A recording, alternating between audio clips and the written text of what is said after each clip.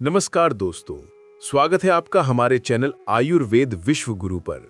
आज हम एक ऐसी यात्रा पर चलने वाले हैं जो मृत्यु के बाद की दुनिया को छूती है, यमलोक। हिंदू धर्म में यमलोक को मृत आत्माओं का न्यायालय कहा जाता है, जहां कर्मों का हिसाब होता है। ये ना तो स्वर्ग है ना नर्क, बल्कि एक ऐसा लोक जहां यमराज धर्मराज के रूप में हर जीव के जीवन की जांच करते हैं। पुराणों के अनुसार यमलोक पृथ्वी से बहुत दूर दक्षिण दिशा में स्थित है, जहां सूर्य की किरणें कमजोर पड़ जाती हैं और अंधकार का राज होता है। कल्पना कीजिए, एक विशाल नदी वितानला बहती है, जिसके किनारे भयानक प्राणी घूमते हैं। लेकिन चिंता ना करें, ये स्क्रिप्ट आपको यमलोक के हर पहलू से रूबरू कराएगी, इसके द्वारों से लेकर न्याय प्रक्रिया तक। हम वेदों, पुराणों और लोक कथाओं से प्रेरित होकर इसकी विस्तृत व्याख्या करेंगे। तो चलिए इस रहस्यमय यात्रा की शुरुआत करते हैं। यमलोक की कल्पना एक विशाल अंधेरी दुनिया के रूप में की जाती है, जो 7 लोकों में से एक है। गरुड़ पुराण में वर्णित है कि यह पृथ्वी के नीचे पाताल लोक के निकट स्थित है, लेकिन दक्षिणी आकाश में यमदंड नामक मार्ग से पहुंचा जाता है। मृत्यु के बाद आत्मा को यमदूत नामक दूत ले जाते हैं। ये काले भयानक आकृतियां हैं जो लोहे की रस्सियों से बंधी आत्माओं को खींचते हैं। यात्रा कठिन होती है। पहले तो प्रेतलोक से गुजरना पड़ता है, जहां भूखे पिशाच घूमते हैं। फिर वितानला नदी पार करनी पड़ती है। इस नदी के पार करने के लिए नैमिषारण्य के वटवृक्ष के पत्ते का उपयोग किया जाता है, जो अच्छे कर्मों वाले के लिए नाव बन जाता है। नदी के किनारे चित्रगुप्त की लेखनी चलती रहती है, जो हर कर्म का रिकॉर्ड रखते हैं। यमलोक के द्वार पर यमभटा नामक रक्षक खड़े होते हैं, जो केवल निर्दोषों को अंदर प्रवेश करने देते हैं। अंदर का परिदृश्य भयावह है।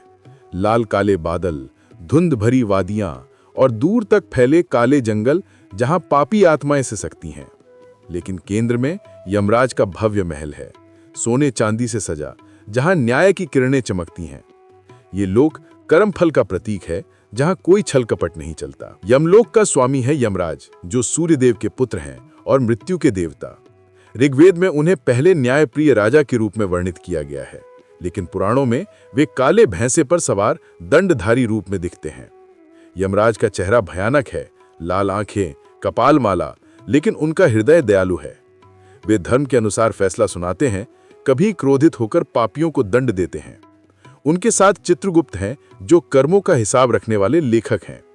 चित्रगुप्त का नाम चित्र यानी चित्रण और गुप्त यानी गुप्त से आया है।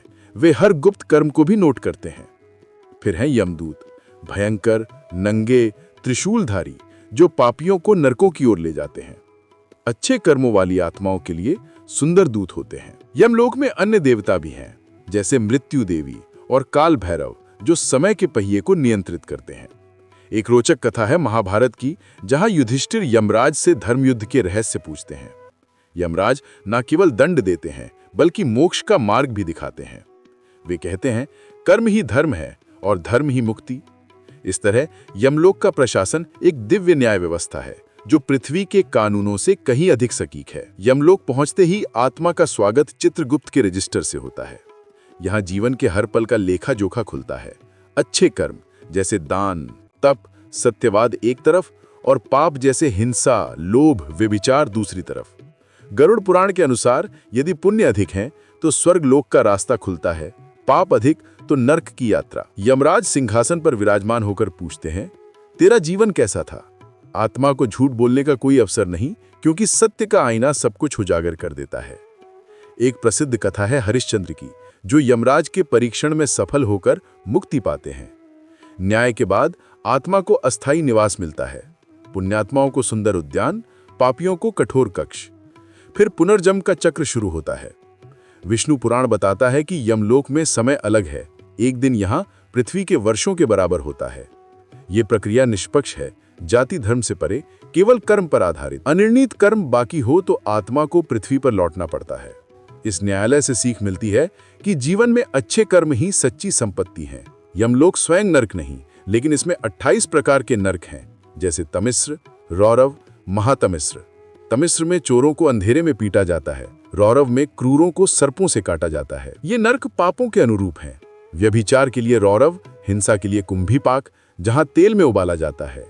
लेकिन यमलोक का उत्तरी भाग स्वर्गीय है, जहां पुण्यात्माएं फूलों के बगीचों में विश्राम करती हैं, संगीत सुनती हैं। यहां अमृत की नदियां बहती हैं और देवताओं के दर्शन होते हैं। एक कथा है नचिकेता की, जो यमराज से मृत्यु के रहस्य सीखकर यमलोक के इन द्वंद्वों को समझते हैं। कठोपनिषद में वर्णित है कि यमलोक कर्मों का दर्पण है, जहां सुख दुख दोनों टेम्परेरी हैं। पापी नर्क में कष्ट भोगकर शुद्ध होते हैं, फिर पुनर्जन्म लेते हैं। ये वर्णन हमें याद दिलाता है कि मृत्यु अंत नहीं बल्कि नई शुरुआत है। हिंदू ग्रंथों में यमलोक की कई कथाएं हैं, जैसे सावित्री की कथा, जहां वे यमराज से पति सत्यवान को वापस लाती हैं, या मार्कंडे जो शिव की कृपा से मृत्यु से बचते हैं।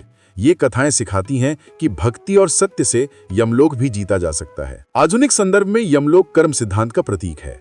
आज की भागदौड़ भरी जिंदगी में हमें अपने कर्मों पर विचार करने की प्रेरणा देता है। आयुर्वेद के अनुसार स्वस्थ जीवन और नैतिक आचरण से यमलोक की यात्रा सुगम हो सकती है। वैज्ञानिक दृष्टि से ये मृत्यु के बाद की चेतना पर सवाल उठाता है, हालांकि पुराण इसे आध्यात्मिक सत्य मानते हैं। तो दोस्तों, यमलोक की ये यात्रा हमें जीवन के मूल्य सिखाती है। याद रखें, हर कर्म का फल मिलता है। अच्छे कर्म करें, जीवन को सार्थक बनाएं।